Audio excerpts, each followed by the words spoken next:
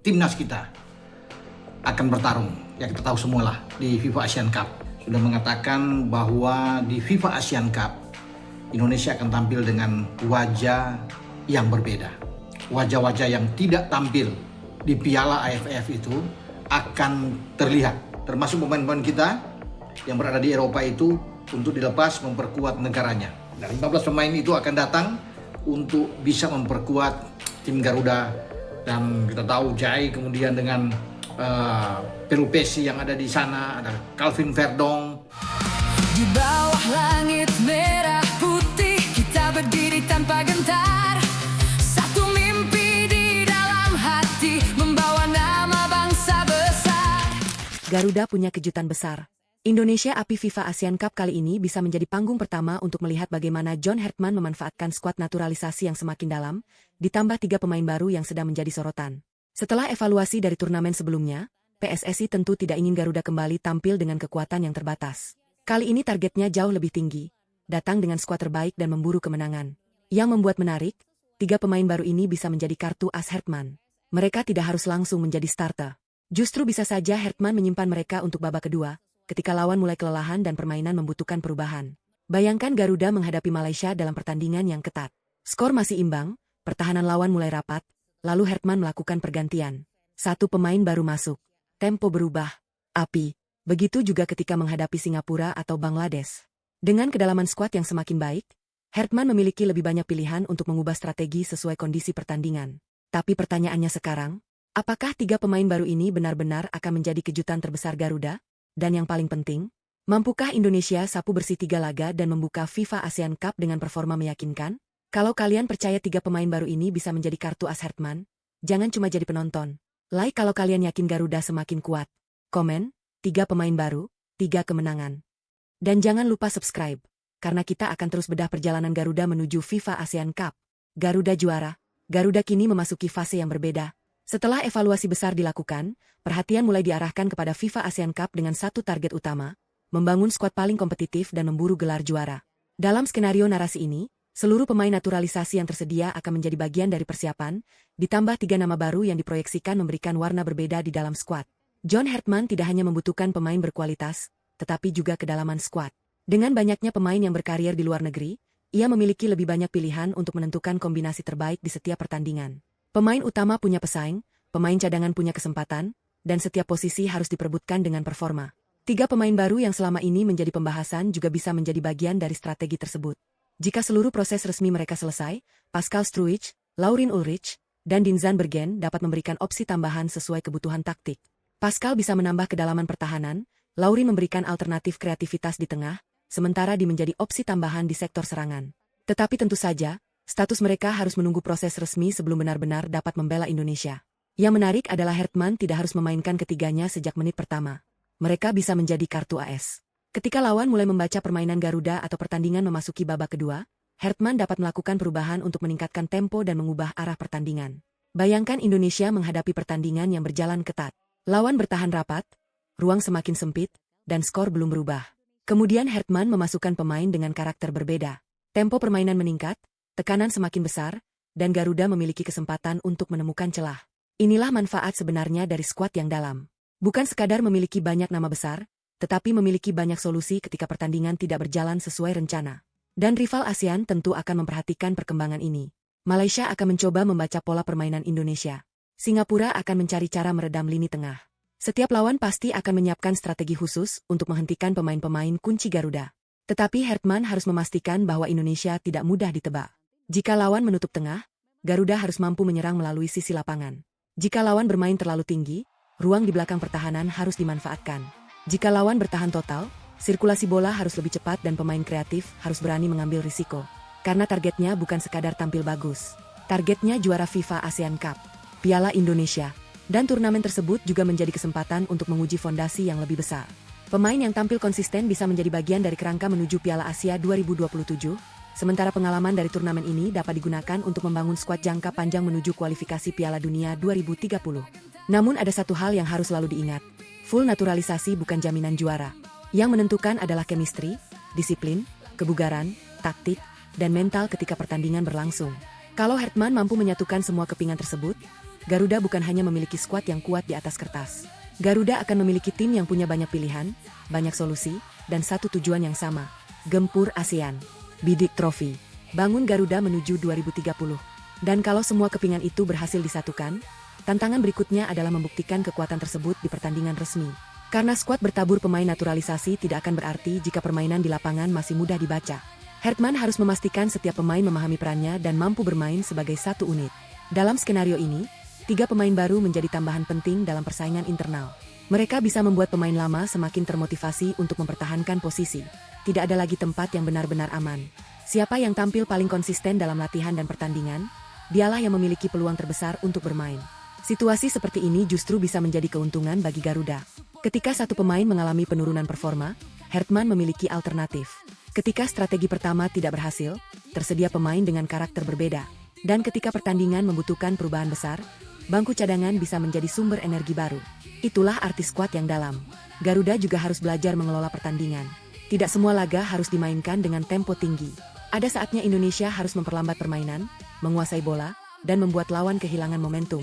Tetapi ketika kesempatan datang, serangan harus dilakukan dengan cepat dan efektif. Di sektor pertahanan, komunikasi menjadi kunci. Pemain seperti Jai Itzes dan para bek lainnya harus mampu menjaga organisasi ketika Indonesia kehilangan bola. Sementara pemain tengah harus cepat melakukan transisi agar lawan tidak mudah melakukan serangan balik. Kemudian di lini depan, Hertman membutuhkan pemain yang berani mengambil keputusan. Satu peluang bisa menentukan pertandingan. Karena dalam turnamen, dominasi penguasaan bola tidak selalu menjamin kemenangan. Dan justru disinilah mental juara akan diuji. Ketika Indonesia mencetak gol lebih dulu, apakah mereka mampu mempertahankan fokus? Ketika kebobolan lebih dulu, apakah mereka mampu bangkit? Ketika pertandingan memasuki menit ke-80 dan skor masih imbang, apakah ada pemain yang berani menjadi pembeda? Kartu as Hertman harus menjawab pertanyaan tersebut. Jika 3 pemain baru mampu memberikan kontribusi dan pemain-pemain utama tampil konsisten, Garuda bisa memiliki kedalaman yang jauh lebih baik dibanding sebelumnya.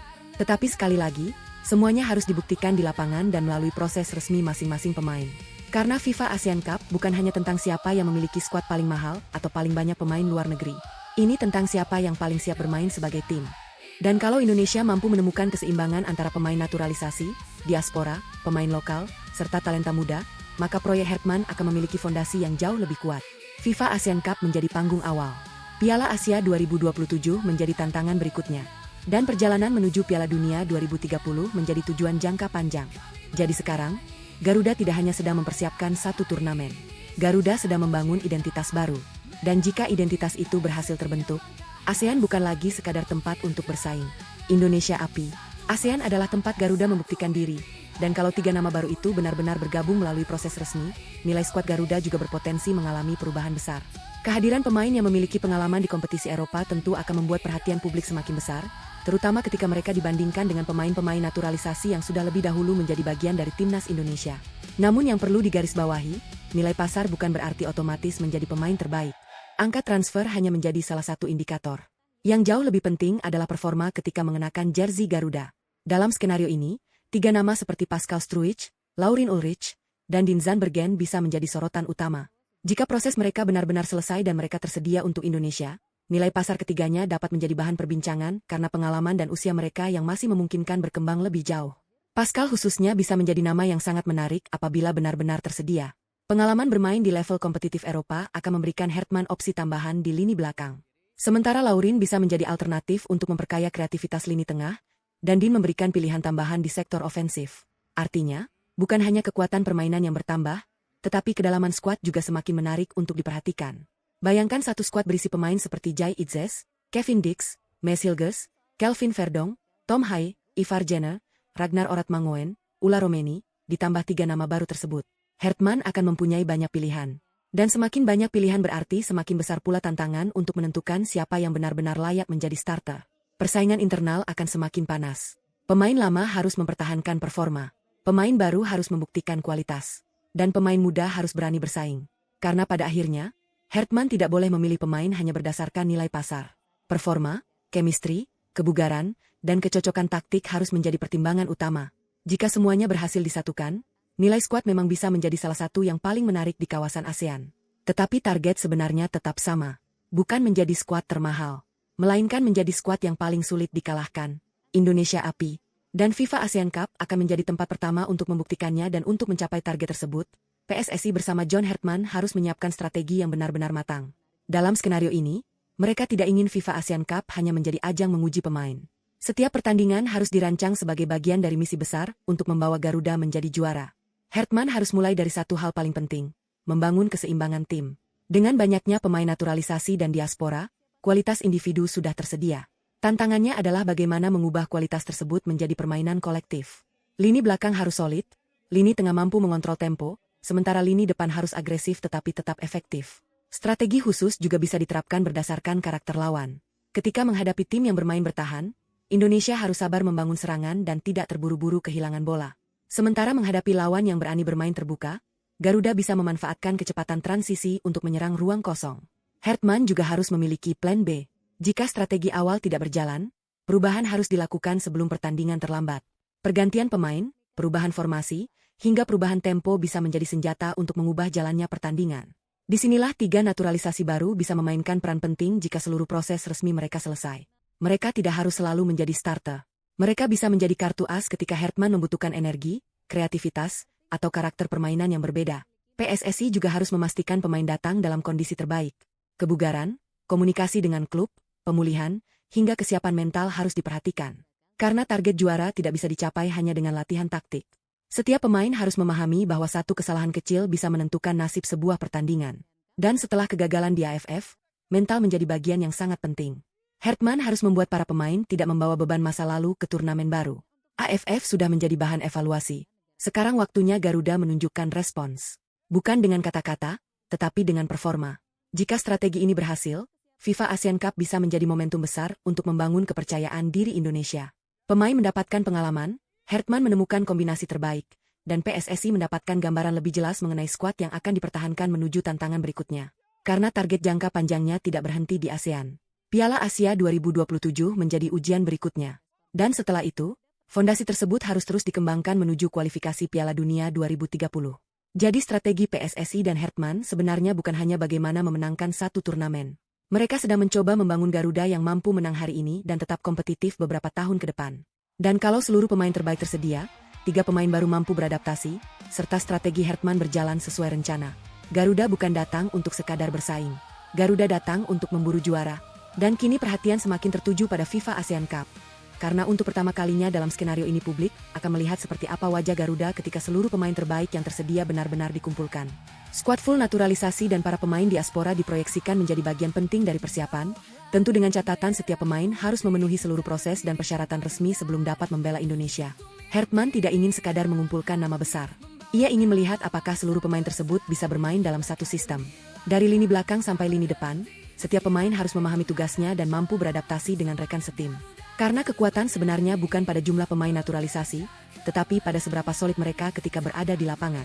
3 pemain baru yang selama ini menjadi sorotan juga bisa menjadi bagian dari eksperimen tersebut apabila proses resminya selesai. Mereka akan menghadapi persaingan yang sangat ketat karena pemain-pemain yang sudah ada tentu tidak ingin kehilangan tempat. Kondisi ini justru bisa membuat level latihan meningkat dan membuat Hertman memiliki lebih banyak pilihan. Bayangkan pertandingan berjalan ketat dan starting 11 utama mulai kesulitan membongkar pertahanan lawan. Hertman kemudian melihat bangku cadangan dan memiliki beberapa opsi dengan karakter berbeda. 1 pergantian bisa mengubah tempo, 2 pergantian bisa mengubah struktur, dan 3 pergantian bisa menjadi kartu as untuk mengejar kemenangan. Inilah yang membuat kedalaman skuad menjadi sangat penting. Garuda harus mampu bermain dalam berbagai situasi. Ketika unggul, tim harus mampu mengontrol pertandingan.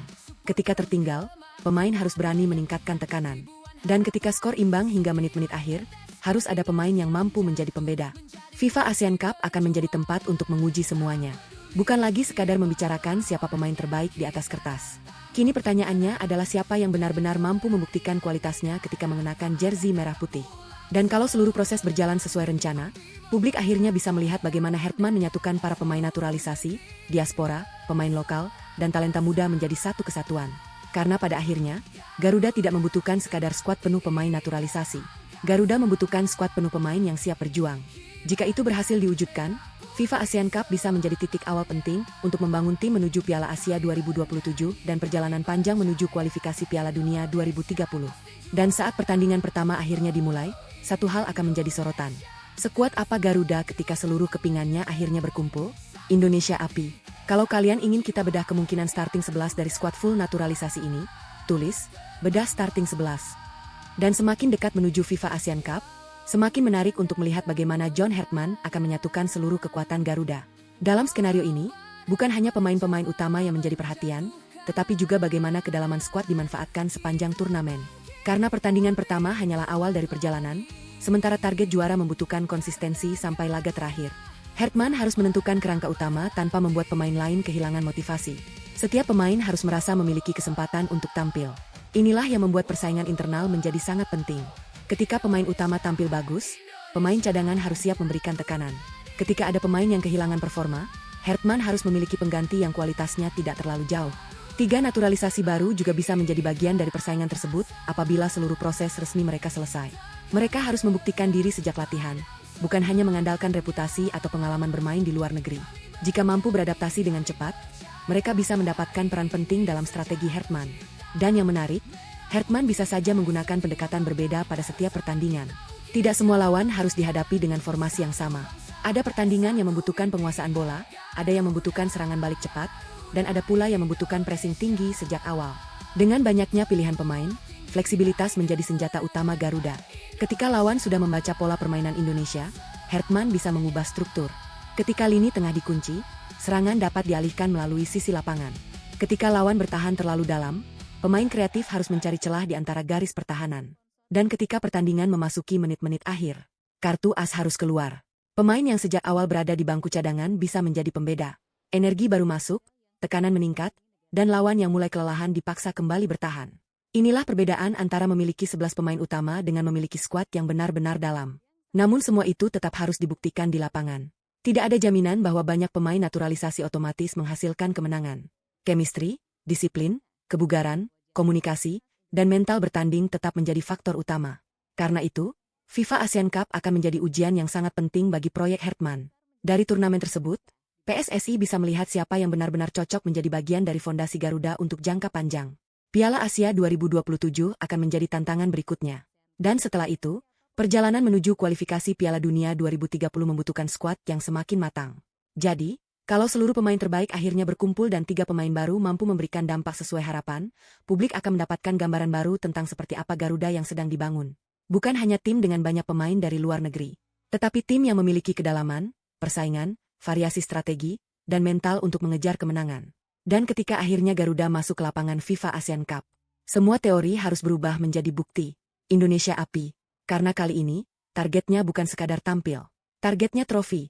Dan semakin dekat dengan FIFA Asian Cup, sorotan terbesar tentu tertuju pada skuad full naturalisasi ditambah 3 pemain baru. Dalam skenario ini, Hartman memiliki kedalaman yang jauh lebih besar untuk menentukan komposisi terbaik Garuda. Bukan berarti semua pemain harus dimainkan bersamaan, tetapi setiap posisi kini mempunyai lebih banyak opsi. Di lini belakang, kehadiran pemain-pemain berpengalaman membuat Hartman bisa memilih kombinasi sesuai karakter lawan. Di lini tengah, persaingan semakin ketat karena tersedia pemain dengan kemampuan mengatur tempo, memenangkan duel, maupun membangun serangan. Sementara di lini depan, banyaknya pilihan membuat Hartman bisa mengubah gaya permainan tanpa harus mengubah seluruh struktur tim. 3 pemain tambahan juga bisa menjadi faktor pembeda jika seluruh proses resmi mereka selesai. Mereka dapat diuji sejak awal pertandingan atau disimpan sebagai senjata dari bangku cadangan. Strategi tersebut membuat lawan tidak bisa hanya fokus kepada starting 11. Bayangkan Garuda bermain dengan tempo tinggi pada babak pertama, kemudian Hartman melihat lawan mulai kelelahan. Salah satu pemain baru masuk, permainan berubah, dan tekanan kembali meningkat. Inilah fungsi sebenarnya dari kedalaman skuad, memberikan solusi ketika pertandingan mulai memasuki fase sulit. Namun Hartman tetap harus berhati-hati. Full naturalisasi tidak otomatis berarti full kemenangan. Semua pemain harus mampu beradaptasi dengan sistem, memahami peran masing-masing, dan membangun chemistry. Karena pada akhirnya, tim yang kompak akan lebih berbahaya daripada sekadar kumpulan pemain berkualitas. Dan jika 3 tambahan baru mampu menyatu dengan pemain-pemain yang sudah ada, PSSI akan memiliki lebih banyak pilihan untuk membangun kerangka jangka panjang. FIFA Asian Cup menjadi panggung pembuktian, kemudian pengalaman tersebut bisa digunakan untuk mempersiapkan Piala Asia 2027 dan perjalanan menuju kualifikasi Piala Dunia 2030. Jadi sekarang pertanyaannya bukan lagi berapa banyak pemain naturalisasi yang dimiliki Indonesia. Pertanyaannya adalah, seberapa kuat Garuda ketika semua pemain terbaik itu akhirnya bermain sebagai satu tim? Karena kalau jawabannya berhasil ditemukan, 3 pemain baru bisa menjadi kepingan terakhir Garuda full power. Indonesia Api. Dan ketika turnamen dimulai, semua mata akan tertuju kepada Hartman. Apakah dia mampu mengubah skuad penuh talenta ini menjadi mesin kemenangan? Garuda siap? ASEAN, bersiaplah. Pertanyaannya sekarang adalah, mampukah Garuda memenangkan 3 pertandingan menghadapi Malaysia, Singapura, dan Bangladesh? Dalam skenario ini, 3 laga tersebut akan menjadi ujian penting bagi skuad yang semakin dalam, apalagi jika seluruh pemain terbaik dan 3 tambahan baru benar-benar tersedia melalui proses resmi. Menghadapi Malaysia, pertandingan dipastikan membutuhkan konsentrasi tinggi. Rivalitas kedua negara membuat laga seperti ini bukan hanya soal taktik, tetapi juga mental. Hertman harus memastikan pemain tidak terbawa emosi dan tetap menjalankan rencana permainan sejak menit pertama. Kemudian Singapura bisa menghadirkan tantangan berbeda. Jika mereka memilih bermain lebih rapat, Garuda harus sabar membangun serangan dan tidak terburu-buru kehilangan bola. Kreativitas lini tengah serta pergerakan pemain depan akan sangat dibutuhkan untuk membuka pertahanan. Sementara menghadapi Bangladesh, Indonesia tetap tidak boleh meremehkan lawan. Justru pertandingan seperti ini harus dimanfaatkan untuk menjaga konsistensi, menguji kombinasi pemain, dan memberikan kesempatan kepada beberapa pemain yang belum mendapatkan banyak menit bermain. Kalau Hertman mampu mengatur rotasi dengan tepat, 3 pertandingan ini bisa menjadi ujian sekaligus kesempatan untuk menemukan formula terbaik Garuda. Pemain utama bisa menjaga stabilitas, sementara pemain baru menunjukkan apakah mereka benar-benar siap bersaing. Targetnya jelas, 3 pertandingan, 3 kemenangan. Tetapi kemenangan tidak boleh hanya dikejar dengan permainan menyerang. Garuda juga harus memiliki pertahanan yang disiplin, transisi cepat, dan mental kuat ketika pertandingan berjalan sulit. Karena kalau Indonesia mampu melewati 3 pertandingan tersebut dengan hasil maksimal, kepercayaan diri skuad tentu akan meningkat drastis. Malaysia ditaklukkan, Singapura dilewati, Bangladesh dikalahkan. Dan setelah itu, perhatian bisa diarahkan kepada tantangan yang lebih besar. Piala Asia 2027 dan perjalanan panjang menuju 2030. Dan justru 3 pemain baru inilah yang bisa menjadi kejutan terbesar Garuda di FIFA ASEAN Cup. Jika seluruh proses resmi mereka selesai dan mereka benar-benar tersedia, Hertman mempunyai opsi tambahan yang selama ini belum dimiliki. Mereka tidak harus langsung dimainkan sejak menit pertama. Hertman bisa menyimpan mereka sebagai kartu as, lalu menurunkannya ketika pertandingan mulai berjalan sulit. Saat lawan sudah membaca permainan Indonesia, masuknya pemain dengan karakter berbeda bisa mengubah tempo dan membuat pertahanan lawan kembali bekerja keras.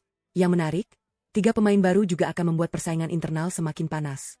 Pemain lama harus mempertahankan tempatnya, sementara pemain baru harus membuktikan bahwa mereka memang layak mendapatkan kesempatan. Bukan nama besar yang menentukan, performa di lapangan yang akan berbicara. Jika ketiganya mampu beradaptasi dengan cepat, mereka bisa menjadi kejutan ketika Garuda menghadapi Malaysia, Singapura, maupun Bangladesh. 1 pemain bisa memberikan kreativitas, 1 memperkuat struktur tim, dan 1 lagi memberikan energi tambahan di sektor serangan, tergantung kebutuhan taktik Hertman. Dan kalau strategi ini berhasil, lawan tidak hanya harus memikirkan starting 11 Indonesia. Mereka juga harus memikirkan siapa yang akan keluar dari bangku cadangan. Itulah yang membuat skuad semakin sulit ditebak. 3 pemain baru, skuad naturalisasi yang semakin dalam, dan Hertman dengan berbagai pilihan strategi. Kartu as Garuda sudah disiapkan, Indonesia api. Sekarang tinggal menunggu satu hal.